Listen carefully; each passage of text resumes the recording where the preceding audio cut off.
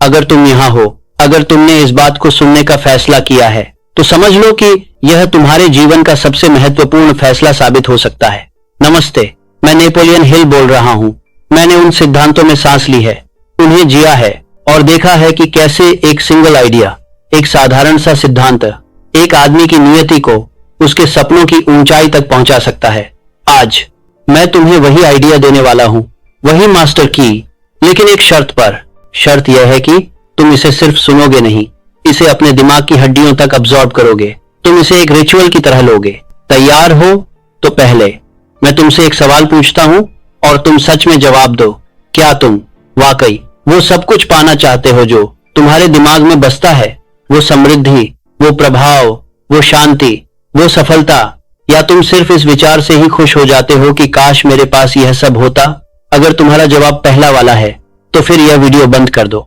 हाँ, सुनने में अजीब लगा ना, लेकिन मैं गंभीर हूं।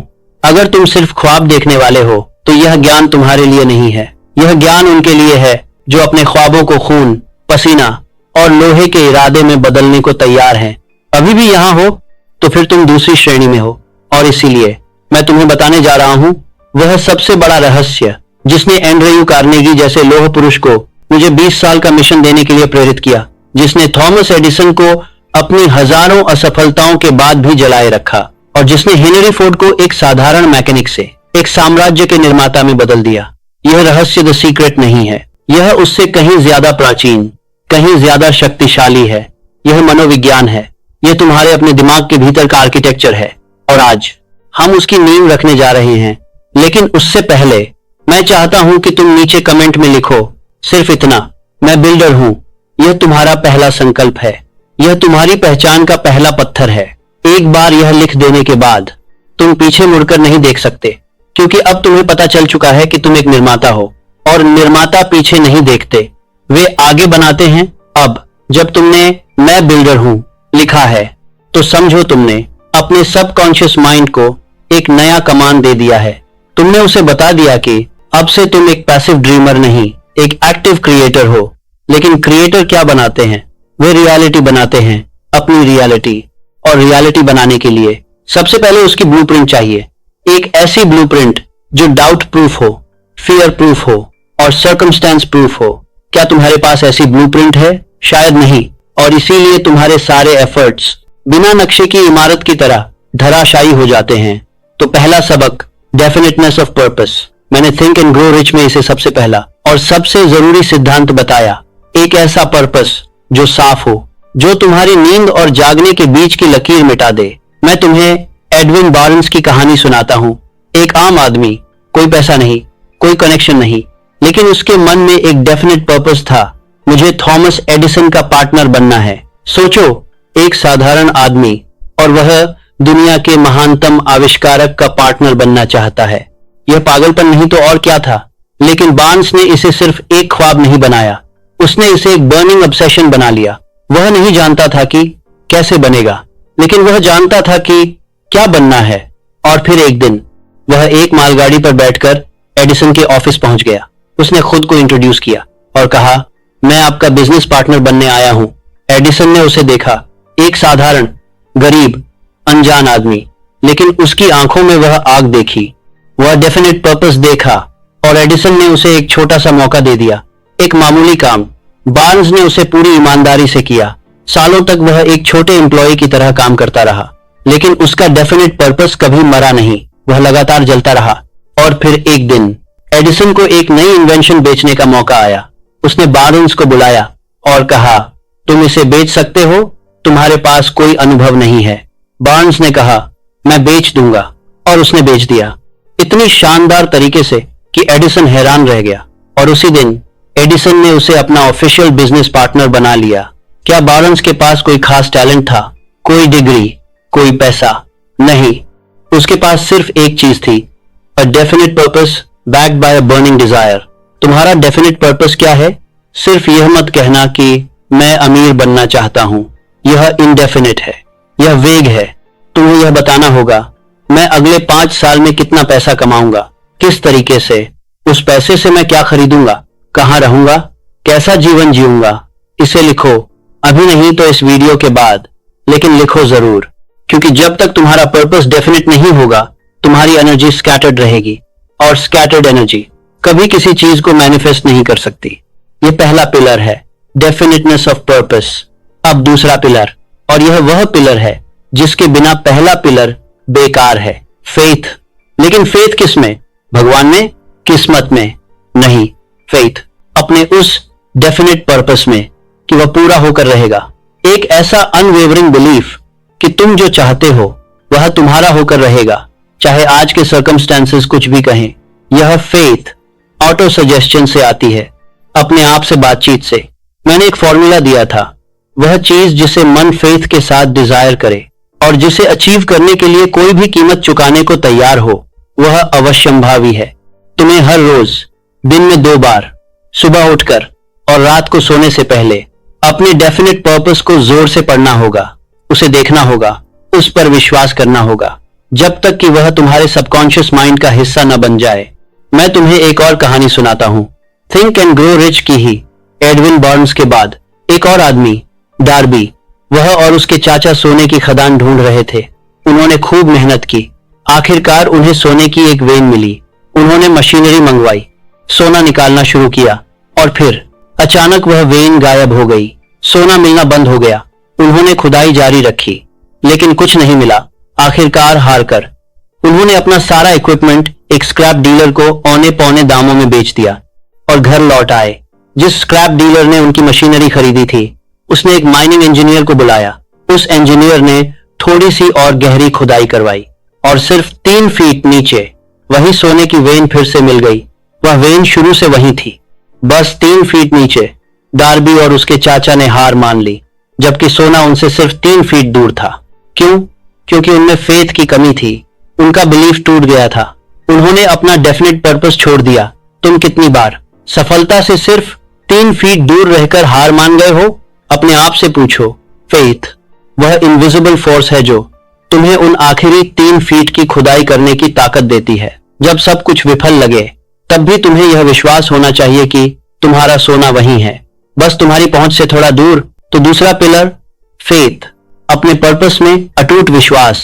इसे डेवलप करने का एक ही तरीका है, ऑटो सजेशन, रेपिटेशन। अपने आप से बार बार कहना, आज से ही शुरू कर दो, मैं उसे पाकर रहूंगा जो मैं चाहता हूं, मैं उसे बनाकर रहूंगा जो मैं बनना चाहता हूं। अब तीसरा पिलर, और यही वह पिलर है जिसमें 95% लोग फेल होते हैं, स्पेशलाइज्ड नॉलेज। हेनरी फोर्ड कहते हैं, knowledge is only potential power, it becomes power only when it is organised into definite plans of action. तुम्हारे पास कितनी डिग्रीज हैं, कितनी सर्टिफिकेट्स, कितनी किताबें पढ़ी हैं, इससे कोई फर्क नहीं पड़ता। फर्क इससे पड़ता है कि तुम्हारा नॉलेज ऑर्गेनाइज्ड है या नहीं, और क्या वह तुम्हारे डेफिनेट पर्पस की ओर डायरेक्टेड है। हेनरी फोर्ड को लो, उन्होंने कभी स्कूल की फॉर्मल एजुकेशन पूरी नहीं की, लोग उन्हें इग्नोरेंट समझते थे। एक बार एक केस में उनसे क्रॉस एग्जामिनेशन के दौरान बहुत सारे सवाल पूछे गए, वह उन सवालों का जवाब नहीं दे पाए। आखिरकार फोर्ड ने कहा, मेरे डेस्क पर एक रो ऑफ बटन्स है, जब मुझे किसी सवाल का जवाब चाहिए होता है तो मैं बस उस विषय के एक्सपर्ट को बुलाने के लिए उसका बटन दबा देता हूं। मेरे पास खुद सारा जवाब होने की जरूरत नहीं है, मुझे बस यह जानना होता है कि सही व्यक्ति को कैसे खोजना है। यही स्पेशलाइज्ड नॉलेज का सार है। तुम्हें हर चीज की नॉलेज होने की जरूरत नहीं, तुम्हें बस अपने फील्ड की, अपने पर्पस के लिए जरूरी नॉलेज की जरूरत है। और अगर तुम्हारे पास नहीं है तो तुम्हें पता होना चाहिए कि उसे कहां से प्राप्त करना है। जनरल नॉलेज तुम्हें एक कॉन्वर्सेशन स्टार्टर बना देगी, स्पेशलाइज्ड नॉलेज तुम्हें एक गेम चेंजर बना देगी। तो तीसरा pillar, organised specialised knowledge directed towards your definite purpose. अब यहां एक बड़ा ट्विस्ट आता है, क्योंकि इन 3 पिलर्स के बाद जो चौथा पिलर आता है वही सबसे खतरनाक है, वही सबसे शक्तिशाली है और वही सबसे ज्यादा मिसअंडरस्टूड है। यह पिलर सीधे तुम्हारे कैरेक्टर, तुम्हारी आत्मा से जुड़ा है, और यही वह पिलर है जो तय करता है कि तुम जो कुछ भी बिल्ड करोगे वह टिकेगा या ढह जाएगा। मैं इसके बारे में अभी नहीं बताऊंगा, पहले मैं चाहता हूं कि तुम इन पहले 3 पिलर्स पर अभी से काम करना शुरू कर दो। अपना डेफिनेट पर्पस लिखो, उसमें फेथ डेवलप करो और स्पेशलाइज्ड नॉलेज का पता लगाओ। और जब तुम यह कर लो तब नीचे कमेंट में लिखो, 3 पिलर्स तैयार हैं। लेकिन वार्निंग, वह पिलर तुम्हारे ईगो को चोट पहुंचाएगा, वह तुम्हारे सारे एक्सक्यूजेस को बर्न कर देगा, वह तुम्हें अनकंफर्टेबल कर देगा। वह पिलर जिसे मैंने ऑर्गेनाइज प्लानिंग कहा है, सुनने में बहुत साधारण लगता है ना। प्लानिंग, हर कोई प्लानिंग करता है, टू डू लिस्ट बनाता है, लेकिन ऑर्गेनाइज प्लानिंग वह नहीं है। यह वह नहीं है जो तुम अपने फोन के नोट्स में लिखते हो, यह वह नहीं है जो सुबह के मोटिवेशन में आता है और दोपहर के एंजाइटी में डूब जाता है। ऑर्गेनाइज प्लानिंग एक मिलिट्री ऑपरेशन की तरह है, एक आर्किटेक्चरल ब्लूप्रिंट की तरह है, जहां हर ब्रिक का स्थान, हर स्टेप का टाइमिंग, हर ऑब्स्टिकल का कॉन्टिजेंसी प्लान पहले से डिफाइंड होता है। मैंने एक बहुत कठोर बात कही थी, जो व्यक्ति कोई प्लान बनाए बिना सफलता की उम्मीद करता है, वह उस किसान की तरह है जो बिना बीज बोए फसल काटने की उम्मीद करता है। तुमने अपना डेफिनेट पर्पस तय कर लिया, उसमें फेथ डेवलप कर ली, स्पेशलाइज नॉलेज हासिल कर ली। अब यह नॉलेज एक प्लान में ढलनी चाहिए, एक ऐसा प्लान जो फ्लेक्सिबल हो, लेकिन जिसका कोर इतना स्ट्रांग हो कि हवाएं उसे हिला ना सके। चलिए इसे एक कहानी के माध्यम से समझने का प्रयास करते हैं। बहुत पुरानी बात है। एक आदमी था, Charles Schwab, Bethlehem steel company के प्रेसिडेंट। उन्हें एक प्रॉब्लम थी, उनकी कंपनी इनएफिशिएंट हो रही थी, प्रोडक्टिविटी गिर रही थी। वह हर तरह की कोशिश कर चुके थे, लेकिन कुछ फायदा नहीं हुआ। तब उन्होंने एक एफिशिएंसी एक्सपर्ट को बुलाया, आइवी ली को। श्वाब ने ली से कहा, मुझे एक बेहतर तरीका चाहिए काम करने का, मैं तुम्हें अच्छी फीस दूंगा। आइवी ली ने एक साधारण सा प्लान दिया। उन्होंने कहा, आज के अंत में कल के लिए 6 मोस्ट इंपॉर्टेंट टास्क की एक लिस्ट बनाओ, उन्हें इंपॉर्टेंस के क्रम में लगाओ। कल सुबह सबसे इंपॉर्टेंट टास्क से शुरू करो, उसे पूरा किए बिना दूसरे पर न जाओ, ऐसा हर दिन करो। चार्ल्स श्वाब ने इसे अपनी पूरी कंपनी में लागू किया। कुछ ही हफ्तों में प्रोडक्टिविटी आसमान छूने लगी और आइवी ली को एक चेक मिला, 2 लाख का, आज के हिसाब से लगभग 6 करोड़। क्या आइवी ली ने कोई रॉकेट साइंस बता दिया था?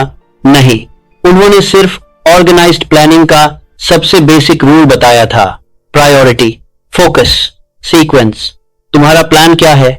सिर्फ यह मत कहना कि मैं ऐसा करूंगा वैसा करूंगा, तुम्हें बताना होगा, मेरा अगला एक हफ्ते का मोस्ट इंपॉर्टेंट टास्क क्या है, उसे करने के लिए मुझे किन एग्जैक्ट स्टेप्स की जरूरत है, इन स्टेप्स को किस एग्जैक्ट सीक्वेंस में करूंगा, इनमें से हर स्टेप को कब तक पूरा करूंगा, एग्जैक्ट डेट और टाइम। अगर कोई स्टेप फेल हो जाए तो मेरा बैकअप प्लान क्या है?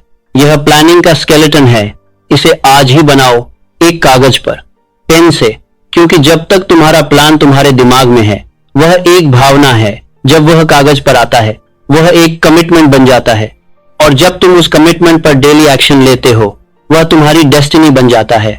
और यहां एक गहरा साइकोलॉजिकल सीक्रेट है, जब तुम ऐसा ऑर्गेनाइज्ड प्लान बनाते हो तो तुम अपने माइंड को एक कमांड देते हो, यह रहा रास्ता, अब सारी एनर्जी इसमें फोकस करो।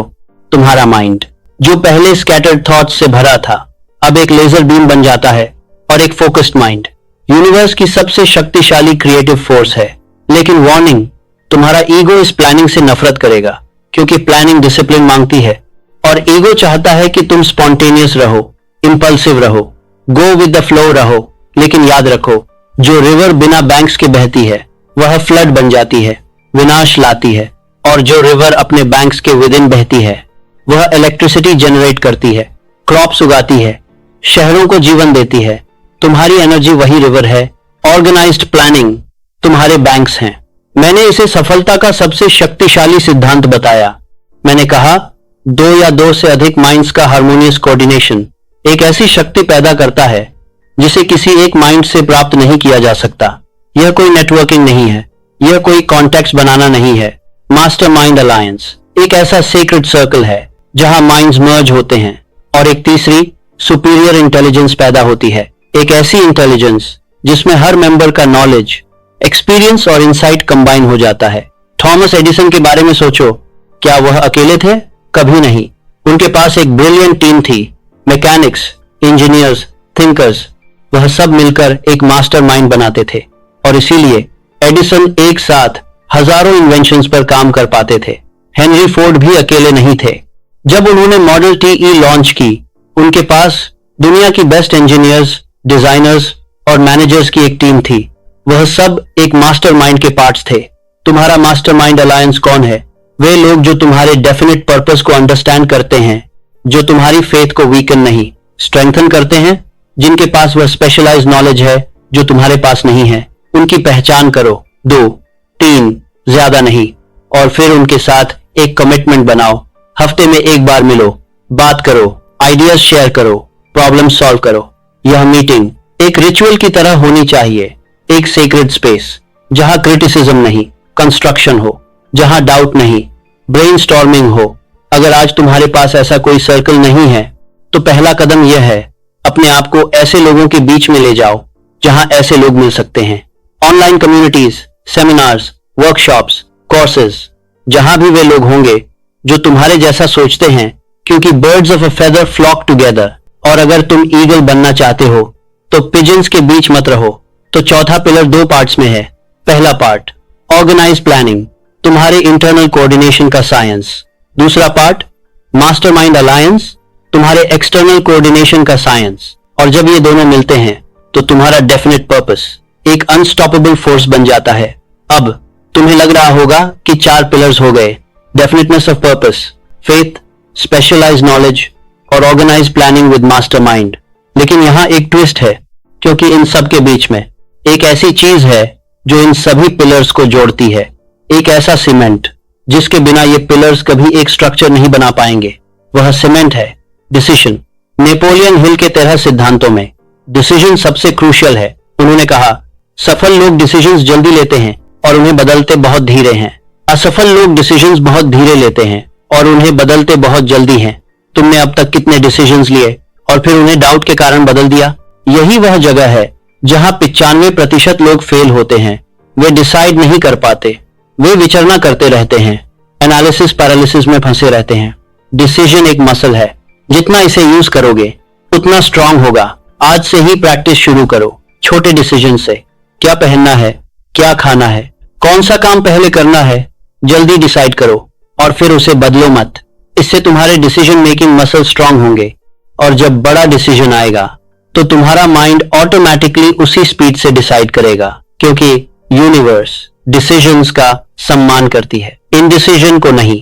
जब तुम डिसाइड करते हो तुम यूनिवर्स को एक सिग्नल भेजते हो, मेरी डायरेक्शन ये है, मेरी एनर्जी अब इसी ओर फ्लो करो, और यूनिवर्स उस सिग्नल के अनुसार अरेंज होने लगती है। अपॉर्चुनिटीज पैदा होती हैं, कोइंसिडेंसेस होते हैं, लक मिलने लगता है। लेकिन जब तुम इनडिसाइसिव रहते हो, यूनिवर्स कंफ्यूज रहती है। वह कहती है, यह व्यक्ति नहीं जानता कि क्या चाहता, तो मैं कुछ नहीं कर सकती, और सब कुछ स्टैग्नेंट रहता है। तो आज का एक्शन स्टेप यह है, अपने 1 हफ्ते का ऑर्गेनाइज प्लान बनाओ, प्रायोरिटी के साथ। अपने मास्टरमाइंड अलायंस के 3 पोटेंशियल मेंबर्स के नाम लिखो। अगर नहीं जानते तो उन क्वालिटीज को लिखो जो तुम उनमें चाहते हो। एक ऐसा बड़ा डिसीजन लो जिसे तुम महीनों से टाल रहे हो, आज, अभी। और जब तुम यह कर लो तो नीचे कमेंट में लिखो, डिसीजन टेकन। सिर्फ इतना। अब हम उस 5वें पिलर पर आते हैं, वह पिलर जिसके बिना सारी प्लानिंग, सारी नॉलेज, सारी अलायंसेस बस सैंड कैसल्स हैं जो पहली लहर में बह जाएंगी। यह पिलर है परसिस्टेंस। सुनने में साधारण लगता है, हार मत मानो, हर कोई कहता है, लेकिन परसिस्टेंस वह नहीं है जो तुम सोचते हो। परसिस्टेंस एक ऐसी मेंटल मसल है जो तब एक्टिवेट होती है जब सब कुछ फेल हो गया हो, जब तुम्हारा प्लान ध्वस्त हो गया हो, जब तुम्हारी फेथ डगमगा रही हो, जब तुम्हारे मास्टरमाइंड के लोग भी कहने लगे हों, शायद यह नहीं हो पाएगा। उस मोमेंट में जब सब कुछ तुम्हें रुकने के लिए कह रहा हो। परसिस्टेंस वह इनर वॉइस है जो कहती है, एक और बार, सिर्फ एक और बार। मैंने परसिस्टेंस को सफलता का सबसे एसेंशियल क्वालिटी बताया। उन्होंने कहा, persistence is to the character of man what carbon is to steel. Carbon के बिना स्टील स्ट्रांग नहीं हो सकता, परसिस्टेंस के बिना कैरेक्टर स्ट्रांग नहीं हो सकता। मैं तुम्हें थिंक एंड ग्रो रिच की सबसे प्रसिद्ध कहानी सुनाता हूं, प्रेसिडेंट रूजवेल्ट की, जिसने दुनिया को साबित किया कि परसिस्टेंस क्या होती है। वह थे थियोडोर रूजवेल्ट, अमेरिका के 26वें प्रेसिडेंट। लेकिन उनकी परसिस्टेंस की कहानी प्रेसिडेंट बनने से पहले शुरू होती है। एक बार वह एक भयंकर बीमारी से ग्रस्त हो गए, इतनी सीवियर कि उन्हें लगा जिंदगी खत्म हो जाएगी। डॉक्टरों ने कहा वह एक इनवैलिड की तरह जिएंगे बेड पर। लेकिन रूजवेल्ट ने डिसाइड किया। उन्होंने कहा, मैं अपने शरीर को स्ट्रांग बनाऊंगा, मैं इस वीकनेस पर विजय पाऊंगा। और फिर उन्होंने एक ब्रूटल रूटीन शुरू किया, वेट लिफ्टिंग, बॉक्सिंग, रेसलिंग, जंगलों में घूमना, कठिन शारीरिक श्रम। क्या यह आसान था? बिल्कुल नहीं। हर दिन पेन था, हर दिन स्ट्रगल था, लेकिन उन्होंने परसिस्ट किया, दिन आफ्टर दिन, महीने आफ्टर महीने। और क्या हुआ? वह वीक अस्थमैटिक बच्चा एक ऐसा व्यक्ति बन गया जिसने रगेड माउंटेन्स एक्सप्लोर की, जंगली नदियों में राफ्टिंग की और अंततः अमेरिका का सबसे एनर्जेटिक प्रेसिडेंट बना। क्या उनके पास कोई खास टैलेंट था? नहीं, उनके पास परसिस्टेंस थी, वह लॉ जो कभी बुझी नहीं। अब सोचो, तुम कितनी बार पहली फेलियर पर, पहले ऑब्स्टिकल पर, पहले नहीं पर हार मान जाते हो? तुम्हारा माइंड तुमसे कहता है यह काम नहीं कर रहा, चलो छोड़ते हैं, और तुम मान जाते हो। लेकिन परसिस्टेंस का मतलब यह नहीं कि तुम एक ही जगह खड़े रहो और दीवार में सिर पटको।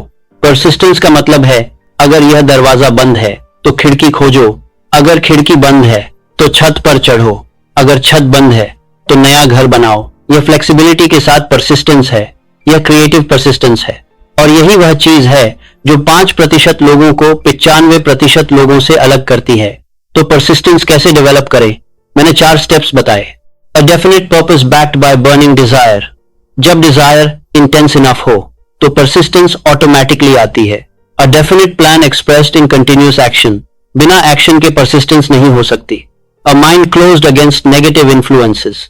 उन लोगों, समाचारों, विचारों से दूर रहो जो तुम्हारे पर्पस को वीकन करते हैं। A friendly alliance with others. एक सपोर्टिव मास्टरमाइंड ग्रुप तुम्हें परसिस्ट करने की स्ट्रेंथ देगा। लेकिन मैं तुम्हें एक पर्सनल फॉर्मूला देता हूं, एक रिचुअल। हर सुबह जब तुम उठो, अपने आप से पूछो, आज मैं अपने डेफिनेट पर्पस की ओर एक और कदम कैसे बढ़ाऊंगा, चाहे कुछ भी हो जाए। और हर रात सोने से पहले पूछो, क्या मैंने आज वह कदम बढ़ाया? अगर हां, तो खुद को कॉन्ग्रेचुलेट करो, अगर नहीं तो खुद से प्रॉमिस करो कि कल जरूर करोगे। यह डेली रिचुअल परसिस्टेंस का मसल बनाएगा। अब छठा pillar, the subconscious mind, the connecting link.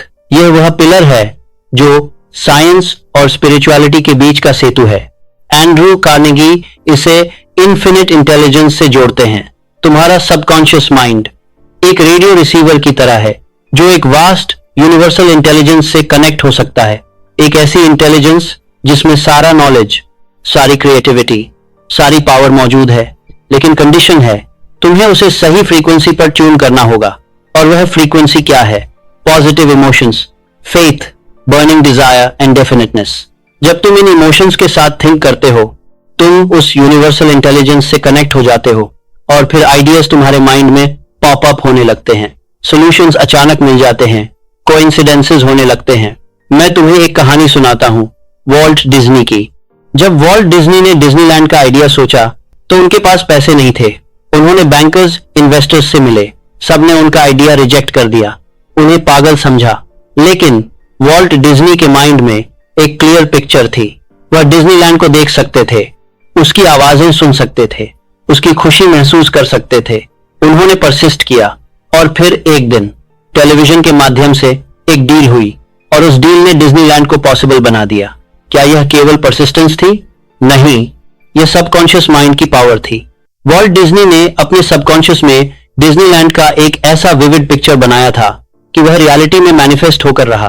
तुम्हारा सबकॉन्शियस माइंड लिटरल नहीं लेता, वह पिक्चर्स और इमोशंस में सोचता है। इसलिए अपने डेफिनेट पर्पस को एक विविड मेंटल मूवी बनाओ, रोज उसे देखो, उसमें फील करो, उसे रियल समझो।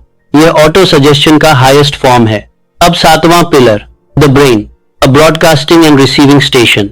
मैंने कहा है कि ह्यूमन ब्रेन एक रेडियो स्टेशन की तरह है जो थॉट्स के वाइब्रेशंस ब्रॉडकास्ट और रिसीव कर सकता है। आज का साइंस इसे न्यूरल ऑसिलेशंस और ब्रेन वेव एंट्रेनमेंट कहता है, लेकिन कॉन्सेप्ट वही है।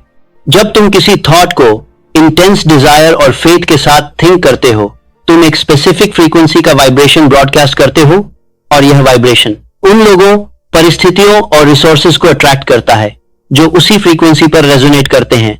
यह लॉ ऑफ अट्रैक्शन नहीं है, यह लॉ ऑफ वाइब्रेशन है। तुम जैसे वाइब्रेट करोगे वैसा ही अट्रैक्ट करोगे। अगर तुम फियर, डाउट, एंजाइटी की फ्रीक्वेंसी पर वाइब्रेट करोगे तो तुम्हारी लाइफ में प्रॉब्लम्स, ऑब्स्टिकल्स और फेलियर्स अट्रैक्ट होंगे। अगर तुम फेथ, करेज, सर्टेनिटी की फ्रीक्वेंसी पर वाइब्रेट करोगे तो अपॉर्चुनिटीज, रिसोर्सेज और हेल्पफुल पीपल अट्रैक्ट होंगे। तो क्वेश्चन है, आज तुम किस फ्रीक्वेंसी पर हो? तुम्हारे थॉट्स, तुम्हारी इंटरनल डायलॉग, वही तुम्हारी फ्रीक्वेंसी सेट करती है। इसे कंट्रोल करो, मॉनिटर करो। जब भी नेगेटिव थॉट आए उसे इमीडिएटली रिप्लेस करो एक पॉजिटिव अफर्मेटिव थॉट से। यह मेंटल डिसिप्लिन है और यही सबसे बड़ी डिसिप्लिन है। अब 8वां pillar, the sixth sense, the door to the temple of wisdom. यह सबसे मिस्टीरियस पिलर है। मैंने इसे प्रीवियस 7 पिलर्स का कल्मिनेशन बताया। सिक्स्थ सेंस वह इंट्यूशन है, वह गट फीलिंग है, वह सडन इंस्पिरेशन है जो तब आती है जब तुमने प्रीवियस 7 पिलर्स पर मास्टरी हासिल कर ली हो। यह वह मोमेंट है जब तुम्हारा कॉन्शियस माइंड तुम्हारे सबकॉन्शियस माइंड के माध्यम से यूनिवर्सल इंटेलिजेंस के साथ सिंक हो जाता है। तब तुम्हें नोइंग मिलती है, बिना रीजनिंग के, बिना एनालिसिस के। एक एंटरप्रेन्योर को सडनली पता चल जाता है कि कौन सा प्रोडक्ट लॉन्च करना है। एक राइटर को सडनली स्टोरी का एंडिंग समझ आ जाता है। एक साइंटिस्ट को सडनली सोल्यूशन का आइडिया आ जाता है। यह लक नहीं है, यह सिक्स्थ सेंस है और यह डेवलप होती है साइलेंस में, मेडिटेशन में, कॉन्टेम्पलेशन में। इसलिए हर दिन कम से कम 5 मिनट्स अकेले बैठो, बिना फोन के, बिना डिस्ट्रैक्शन के। बस अपने थॉट्स को ऑब्जर्व करो, अपने इनर वॉइस को सुनो। यह प्रैक्टिस तुम्हारे सिक्स्थ सेंस को शार्पन करेगी। तो ये हैं 8 पिलर्स जो नेपोलियन हिल के फिलॉसफी का कोर हैं। पहला, डेफिनेटनेस ऑफ पर्पस। दूसरा, फेथ। तीसरा, स्पेशलाइज्ड नॉलेज। चौथा, ऑर्गेनाइज्ड प्लानिंग, मास्टरमाइंड। पांचवा, परसिस्टेंस। छठा, द सबकॉन्शियस माइंड। सातवां, द ब्रेन, वाइब्रेशन। आठवां, द सिक्स्थ सेंस। लेकिन इन सबको एक साथ कैसे लाया जाए, इसके लिए हमें अगले और अंतिम भाग की जरूरत है, जहां हम एक फाइनल मास्टर रिचुअल सीखेंगे। एक ऐसी डेली प्रैक्टिस जो इन सभी पिलर्स को एक साथ एक्टिवेट कर देगी। यह रिचुअल बहुत खास होगा, लेकिन यह तुम्हारी लाइफ को कंप्लीटली ट्रांसफॉर्म कर देगा। क्या तुम तैयार हो ऐसी अल्टीमेट रिचुअल के लिए? तो पहले इन 8 पिलर्स पर रिफ्लेक्ट करो। देखो कि तुम कहां पर स्ट्रांग हो और कहां वीक, और नीचे कमेंट में लिखो, मैं रेडी हूं अंतिम रिचुअल के लिए। तो अब हम अंतिम मोड पर हैं। यह कोई साधारण तैयारी नहीं है, यह एक तपस्या के लिए तैयारी है, क्योंकि जो रिचुअल मैं तुम्हें बताने जा रहा हूं वह तुम्हारे माइंड, बॉडी और स्पिरिट को एक नए अलाइनमेंट में ले जाएगा। यह रिचुअल मेरी किताब थिंक एंड ग्रो रिच के अंतिम चैप्टर में है, लेकिन बहुत कम लोग इसे समझ पाते हैं, क्योंकि यह सिर्फ स्टेप्स नहीं है, यह एक स्टेट ऑफ माइंड है। इसे कहते हैं the ritual of psychic coordination, या साधारण भाषा में वह डेली प्रैक्टिस जो तुम्हारे कॉन्शियस डिजायर्स को तुम्हारे सबकॉन्शियस बिलीव्स के साथ कर देती है। इससे पहले कि हम शुरू करें, एक वार्निंग, यह रिचुअल पावरफुल है। इसे करने के बाद तुम पीछे नहीं मुड़ सकते। तुम्हारे थॉट्स तुम्हारी रियलिटी को बदलना शुरू कर देंगे, चाहे तुम चाहो या ना चाहो। तो चलो शुरू करते हैं। पहला चरण, द सैंक्चुअरी ऑफ साइलेंस। सिर्फ 5 मिनट्स। हर सुबह सूरज उगने से पहले उठो। एक अलग रूम चुनो या कोई कोना जहां कोई डिस्टर्बेंस ना हो। बस बैठ जाओ, आंखें बंद करो। अब सिर्फ सांस पर फोकस करो।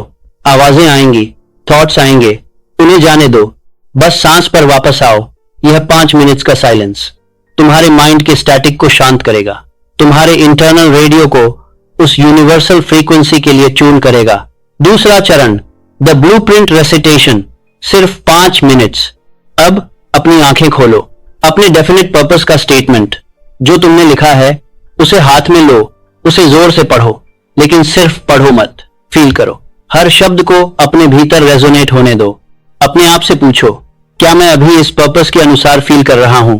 क्या मैं वह व्यक्ति बन गया हूं जो इस पर्पस को अचीव करता है? इससे तुम्हारा इमोशनल फ्रीक्वेंसी तुम्हारे पर्पस के साथ मैच होने लगेगा।